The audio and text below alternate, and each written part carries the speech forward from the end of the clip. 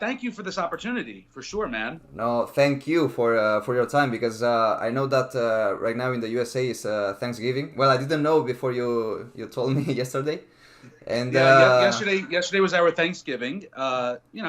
It's an interesting holiday here because it doesn't particularly have like a very strong religious significance, yes, but it's a day that everybody has off, and yeah. it's just sort of a relaxed day, you know? The most I know about it is from movies, so I don't know Yes. what people feel. I'm not very into it, but Yeah. hopefully one day I'll be in the USA and I will feel what other people from there feel in Thanksgiving.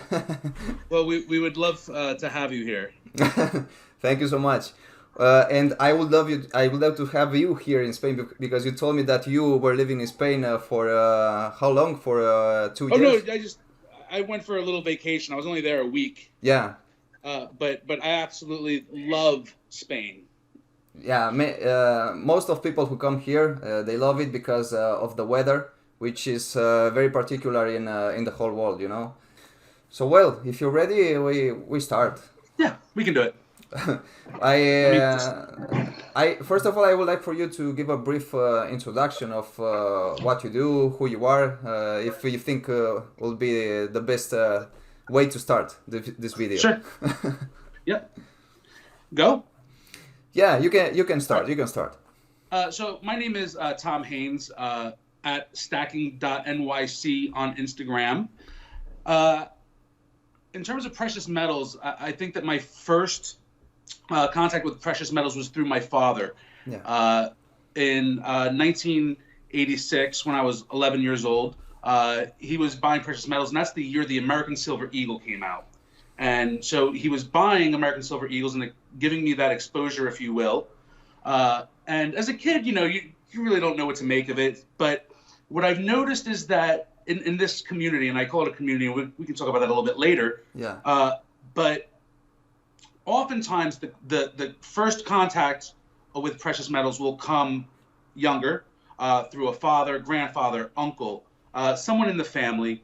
And not everybody starts out collecting it as a young child, but that exposure will oftentimes lead to collecting or investing later on in life to precious metals. And did your father do that because he knew the importance of investing in precious metals, or was it something more like a hobby for him? I think it was a little bit of both. Yeah. He also, unlike me, was more interested in numismatics, Yeah. old coins, rarities, errors. So he had an interest on the hobby perspective and all of that. And I think that with silver and gold bullion, he saw it more as a hedge, an investment, building wealth. Because in those years actually you as a person who wants to invest in something, you didn't have as many opportunities as today's. For example, today's days you can invest in cryptocurrencies, which is something that you cannot talk about in 1986. Right. Yeah. Absolutely. The one thing that is certain and constant in the world is change. Yeah. So, Yeah. Yeah. 50 years from now, people are like, cryptocurrency. Oh no, we're well beyond that. But that's the most important thing for me, that this kind of investment, the precious metals, it's something that if you talk to somebody from 1986, for example, and today, is something that they know about. Yeah, as a difference, for example, with the cryptocurrencies, which is something new, and many other kind of investments, which is something new. So that has always been for me very important, to do something that in the past was important, in the present is important, and I know for a fact that in the future will be important. That's the will thing. be important. Yes. Absolutely. And I think that that's very true. It has an historic track record. And in terms of the future, the sky's the limit. Particularly from what I see in silver. Yeah, and we'll talk about that because my community go crazy about silver, and I go crazy about silver. So I wanted to make this question to you, but you already said it. Do you do this as a main activity or for a living, or is it just a hobby? Well, I see now is your main activity. Yes. So for many years, Yes. it was a hobby. Yeah. I always saw silver, and this is a little bit contrary. I think a little bit differently than a lot of stackers, and I think it's a great conversation. I don't talk about silver and gold as an investment. Yeah. I don't. I see it first and foremost as a hobby. Secondly, as a form of savings. Yes. And wealth building. And thirdly, as a possible investment. There is always the possibility that it could go up. But historically speaking, silver is one of the most volatile commodities out there. Yeah. Meaning that it just fluctuates. It can go way up and it comes way down, and it does that over the span of decades. Yeah. You know, and if you look at the historic highs of silver, like in 1980 and 2011, I mean, we're half of what we were in 1980s peak. Yeah. So it's hard for me as a licensed dealer to say this is an investment. Well, you know, people who invested in 1980 at the peak have half their money. And when you account for inflation, much less. So I don't think they want to hear anything about it being an investment. To hear every single word that you say from somebody who knows so good about precious metals makes me just finish this video and go to buy more. Absolutely. Yeah. You know, and I think that, you know, people ask me all the time about silver versus gold. Yeah. That was the next question, actually, so we can get into it if you want. Let's do it. Yeah. I think that, you know, the first understanding that people need to have, in my opinion, is that they are two different metals. You know, obviously, but in practical use, they're very different metals. Yeah. What does that mean? Central banks use gold as an international medium of exchange. Yeah. Okay, they use it to shore up their currency, to say, look, there's something behind what we're doing here in the world of fiat currency. Yeah. We've got reserves. We've got something that's actual wealth. Central banks don't hoard silver the same way. Yeah. And definitely not for the same reasons. Silver is primarily an industrial metal. Yeah. And a strategic reserve for nation states. Yeah.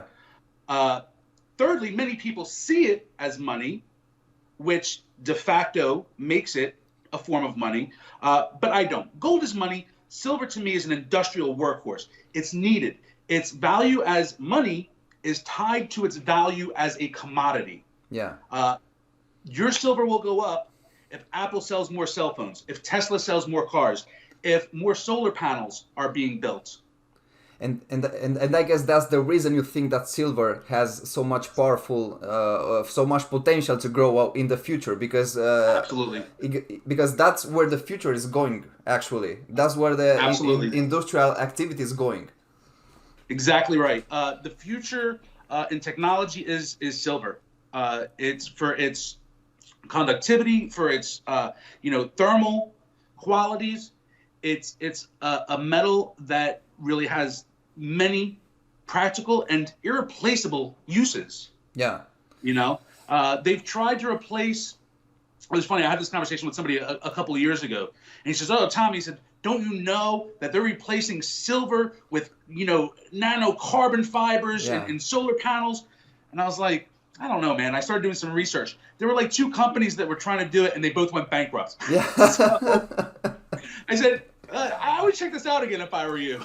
In many of my videos, we also had this conversation in the comments, and thankfully, all my community they engage very much when I publish the videos, and I got many comments saying the same thing.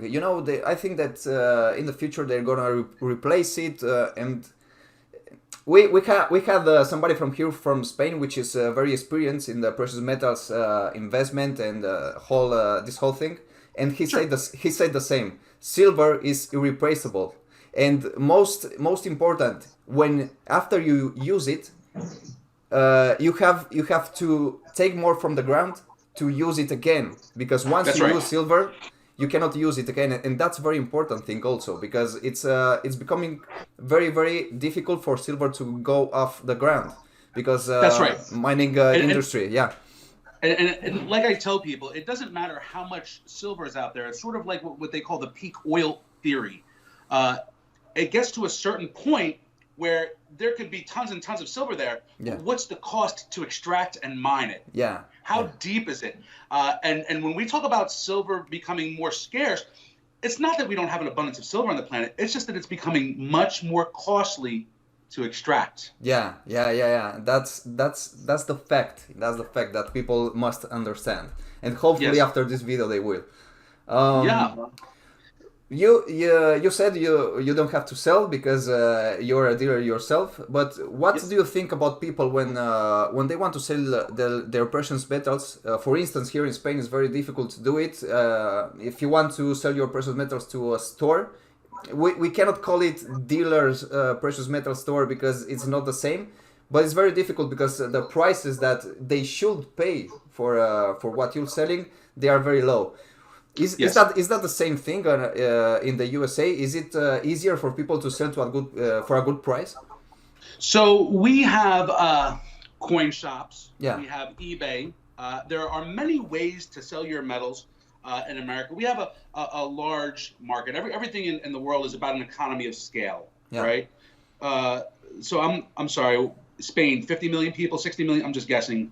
Something like that, yeah. Somewhere in there, right? Yeah. So we're 5 times or 6 times the population, let's say. So if you have 1% of collectors, and we have 1% of collectors, we have 5 times more collectors. Yeah. We have a more vibrant market to trade. Yeah. Just because of an economy of scale. That being said, in America, you do have lots of options. Typically, the coin shops, the brick and mortar coin shops, will not give you the same value that you can, say, get trading or selling peer-to-peer, as I call it, in a community like we have on Instagram. Yeah. You know, I think that is the best way to sell is, and particularly, and I break it down because I come from a school of thought that says, not all silver is created equal. Yeah. There are collector's pieces, there are fractional pieces, there are buffaloes, there's government issued, and they all sort of react differently at different times. And what do you feel when somebody comes to your store, for instance, or do you have a physical store, or do you only have the e-commerce one? So I work from home. You work from home, yeah. Yes. When you get in touch with people, what do you feel they think? What's the range of importance they give to precious metals? The general population, I don't think quite has a grasp. Yeah. And I think that's a systemic problem with our education system in general. And it's probably not unique to the United States. I feel like in the United States, we don't, in the early years of schooling, focus on the importance of finance. I think the same people that would say, I don't know what you're talking about when you talk about silver or gold. I don't think they understand the commodities market as it affects wheat or pork bellies or oil or anything. And as human beings, I think the commodities market is very important because it's stuff that we need, that we use daily, that we really use as a gauge of the health of a society in many ways. And silver is a strong indicator of the strength of an economy. And to add to the information you just gave, I feel like people is going in a very speedy way to do stuff every day. I wake up, I want to go to work. I don't analyze what I'm actually doing. I take this phone, which is made of half silver, half gold. I use, I don't know, any other electronics which are made from silver and gold. They don't actually analyze what they are actually doing. People are lost in time. And I think that's what's gonna be a very important thing for silver and gold in the future. The fact that they don't know about how important it is, it will strike in a day. They will not understand why it's happening. That's exactly right. So when and what do you think will be the key point for the silver to explode in the future? I mean, I don't know if a lot of people talk about going to the moon and Wall Street bets and the silver squeeze. I don't come from a place where I think that's particularly possible. Yeah. For this, all of a sudden, like one night it goes to $50 or $100. I don't think so. I think it's going to be a gradual rise over years, and you will have spikes like we've had in the past. History is always a great teacher of how something will behave. Why did it go to $50 in 1980? Why did it go to $50 in 2011? Different reasons, Yeah. right? Yeah. So what's the next reason that could happen? You know, sometimes it's fear, you know, and if you couple a fairly strong economy with fear, it could be fear of war, Yeah. unfortunately, or larger events. You know, a lot of investing, if you will, is emotional. Yeah. And people behave and react strongly to fear Yeah. triggers. So if something happens that makes people afraid, then you'll see big jumps in precious metals. Yeah. Yeah. Yeah. And hopefully we will be there. Yeah, hopefully we will be there. You know, we talk about silver also as strategic reserves for nation states. Yeah. In wartime, the government will become the biggest consumer of silver. Silver, just like it's needed for technology, it runs a military. Yeah. Aircraft, you know, cruise missiles. I think that I heard a statistic once, and don't quote me on this, but I have no reason to doubt it, that one cruise missile has something like 200 to 300 ounces of silver Yeah. in it for all the advanced circuitry and technology that goes into that guided weaponry. Well, unfortunately, that's true, and unfortunately, it's very, very, very possible that will happen in the future because all the news that you see. Well, actually, every day when I wake up is the first thing that I do, read the news, and Yes. unfortunately, where this leads will be to probably a war, and because of that, I wanted to ask you something that I was talking to members of my community the other day. Do you think that if for instance, the bank accounts will stop and you won't have any other way of exchanging things, do you think that people will be in a mindset of using precious metals to exchange stuff? I think the answer is yes. I think that we don't even have to look at history per se in the classic sense to know that that's true. You know, during World War II, and here's the other thing, right? Sometimes people who invest in precious metals, we get into this doomsday scenario, like the Mad Max and the world is going to end. Yeah. It doesn't take that. Yeah. It sometimes takes a dramatic, localized event. And I can give examples like in history, World War II, people that had things of value were able to get away. Yeah. They were able to use that as bribes because currency was meaningless in some cases. More recent, unfortunately, the poor suffering people in Venezuela. Yeah. One of the most resource-rich nations on earth. The people are struggling. But if you have precious metals, you're okay. You know, gold or silver will go a long way. And like I said, it doesn't affect us in España or, you know, the United States. But right there, I promise you, there are people who are trading precious metals, even if it's in the form of jewelry. Yeah. Or however. I heard stories also in Puerto Rico, right, when I believe it was Hurricane Maria hit. And electricity was out for an extended period of time. Nobody could go to the bank. You couldn't get cash. Yeah. You need cash. The banks are closed. The ATMs are down. And at that point, yeah, I think there were people who were trading, particularly in the more suburban or rural areas, where if there was a farmer, that farmer would be happy to take some silver for some eggs and milk and you know what I mean, whatever that farmer produced. Yeah. There are definitely stories that came out of that. So it's not necessarily limited to history, and it's not necessarily limited to what we would consider a third world country in many respects. And the two examples that you gave, we had a testimonial from somebody who lives in Puerto Rico with the hurricane. He had gold, and that was exactly what got him and his family out of the problems that they had because of the hurricane. And also, a few videos ago, I was talking about people who started exchanging silver and gold for food and, you know, stuff in Venezuela. So everything that you said got me right in here. Yeah. And you know, the truth is, I have friends who love silver and some of them have things that I would like, and they'll say, Tommy, do you want to just give me some silver for it? Absolutely. Yeah. You know, and that's not out of need, that's out of, but it's a sign that there are people out there who respect the value. Yeah. Yeah, at this moment, what will be the main reason you're doing this? What will be the main reason you have precious metals, you take one coin and you look at it and you feel like, man, I love this thing?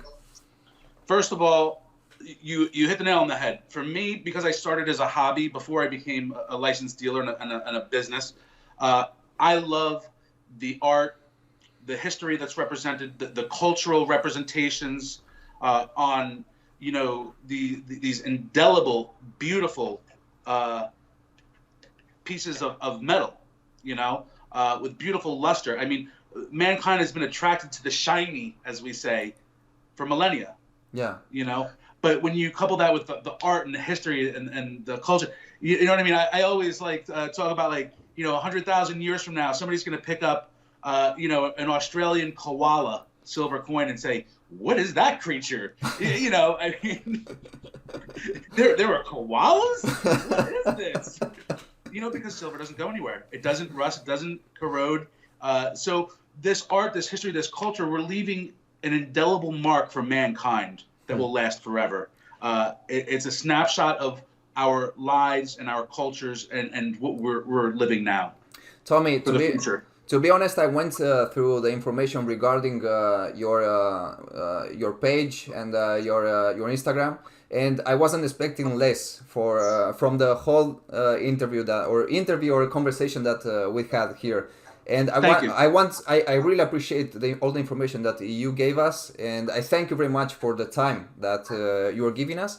The last thing I would like to ask you is, what advice do you think would be the best for all the people, considering that this video is going to be seen from childs, maybe from people 25 years old, 30, 40. Yeah.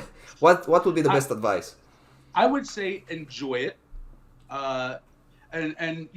Sometimes we can go down the rabbit hole and say, oh, it's, Venezuela or a hurricane or World War II, right?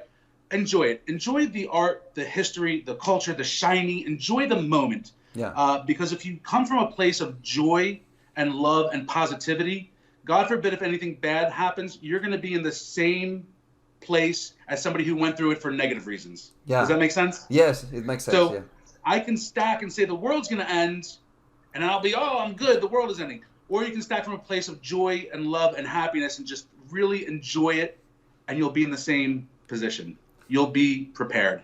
Man, this, I think everybody who's watching this video right now, it's gonna get into here every word that you said, and hopefully, I will have you here again because when you have a good relationship with somebody who loves what you do and he does the same thing, it's different to have this conversation. So thank you very much, deep in my heart. From my part and also from all the community that is going to watch this video. Thank you very much, Todo. Likewise. I'm looking forward to it. Thank you so much for having me, and thank you for your passion and for spreading your passion. It's the most important thing we can all do. Thank you, Tommy.